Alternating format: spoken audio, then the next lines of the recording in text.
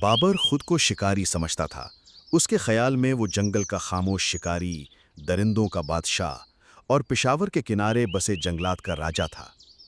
حقیقت میں وہ ایسا شخص تھا جو شکار دیکھنے سے پہلے ہی جڑوں میں ٹھوکر کھا کر گر جاتا، اور اس کی کیموفلاج جیکٹ کے پیچھے ایک چمکتا ہوا نارنجی پیچ تھا جو اس کی فکر مند ماں نے خود سی کر لگایا تھا تاکہ وہ کہیں گم نہ ہو جائے۔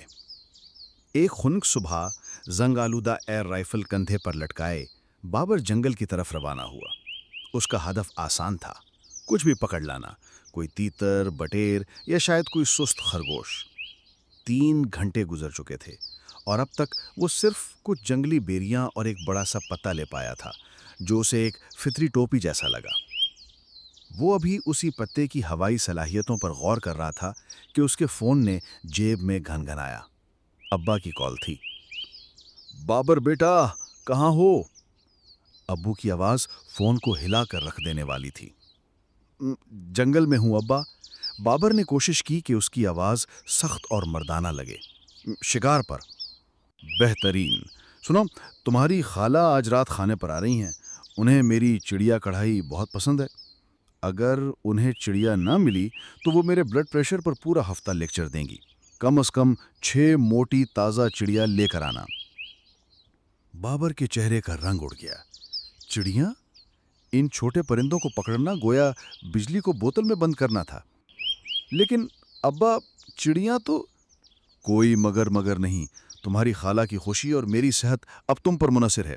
خالی ہاتھ مت آنا۔ اور لائن کٹ گئی۔ بابر نے گہری سانس لی، پتے کی ٹوپی پھینکی اور اپنی مہم پر نکل پڑا۔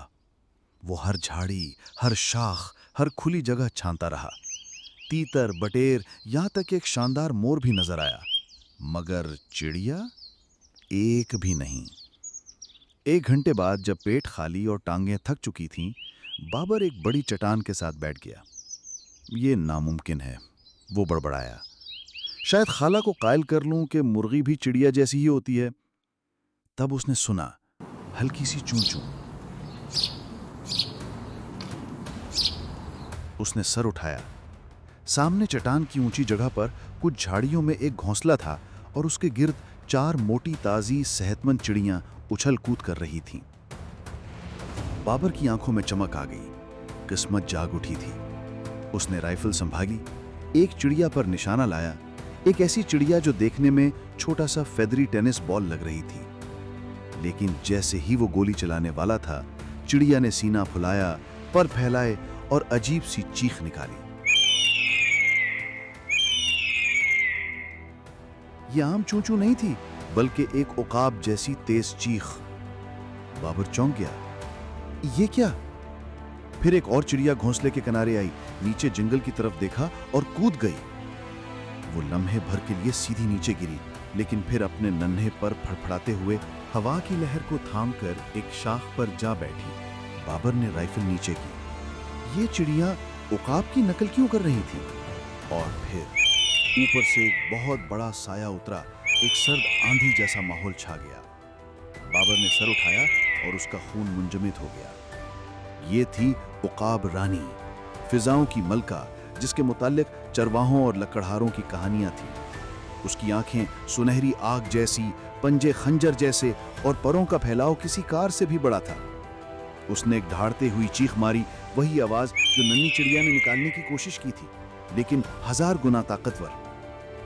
چٹان پر موجود چڑیاں چیخیں، ماں ماں! بابر کا منہ کھل گیا۔ ماں؟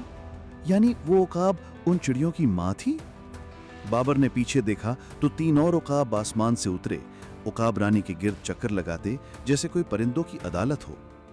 بابر نے مزید کچھ دیکھنے کا انتظار نہیں کیا، دوڑ پڑا۔ عقابوں کا سبق شروع ہو چکا تھا، قتل نہیں بلکہ ذلت۔ پہلا عقاب، جسے بابر نے بعد میں بمباری والا کہا، اڑا اور پوری مہارت سے بابر کی جیکٹ پر سفید فضلہ برسایا، سیدھا نارنجی پیچ پر۔ بابر چیخا، صاف کرنے لگا۔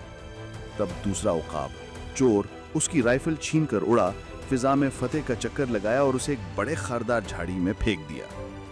تیسرا عقاب، نقلچی، بابر کے ابا کی آواز میں چیخا، بابر، چڑیاں لائے ہو، خالہ انتظار کر رہی ہیں۔ بابر سسکنے لگا، یہ خواب نہیں دھڑکتا ہوا کابوس تھا۔ جب وہ آخرکار گاؤں کی طرف بھاگتا ہوا نکلا تو اس کی حالت دیکھنے لائق تھی، کیچڑ میں لت پت، ہتھیار کے بغیر اور خوف میں ڈوبا ہوا۔ گھر پہنچا تو ابا نے اسے دیکھا اور چیخ گئے، ارے یہ کیا حل کر لیا؟ ریچھ سے لڑائی کی تھی اور چڑیا کہاں ہیں؟ بابر نے کچھ ملحے سوچا اور جواب دیا، ابا چڑیا اب منظم ہو گئی ہیں، یہ پورا ایک نیٹ ورک ہے، ان کے محافظ ہیں، بہت بڑے، بہت خوفناک محافظ۔ اب چڑیا مارنے کے دن گئے۔ خالہ کو مرغی کی کڑھائی سے گزارا کرنا پڑا اور ساری رات وہ ابا کے بلڈ پریشر پر تبصرہ کرتی رہیں۔ بابر نے کبھی دوبارہ شکار کا نام تک نہیں لیا، اور کبھی کبھی جب ہوا کچھ خاص انداز سے چلتی تو جنگل سے فاتحانہ چیخ سنائی دیتی اور بابر کے رونگٹے کھڑے ہو جاتے۔ اس نے اپنا سبق سیکھ لیا تھا، ماں کی محبت سے کبھی نہ الجھو، خاص طور پر اگر وہ ماں عقاب ہو اور اس کے بچے چڑیاں۔ اگر یہ کہانی آپ کے دل کو چھو گئی ہو تو ہمارے چینل کو ضرور سبسکرائب کریں تاکہ ہم ماں اور بچوں کے پیار سے بھری مزید کہانیاں آپ تک پہنچاتے رہیں۔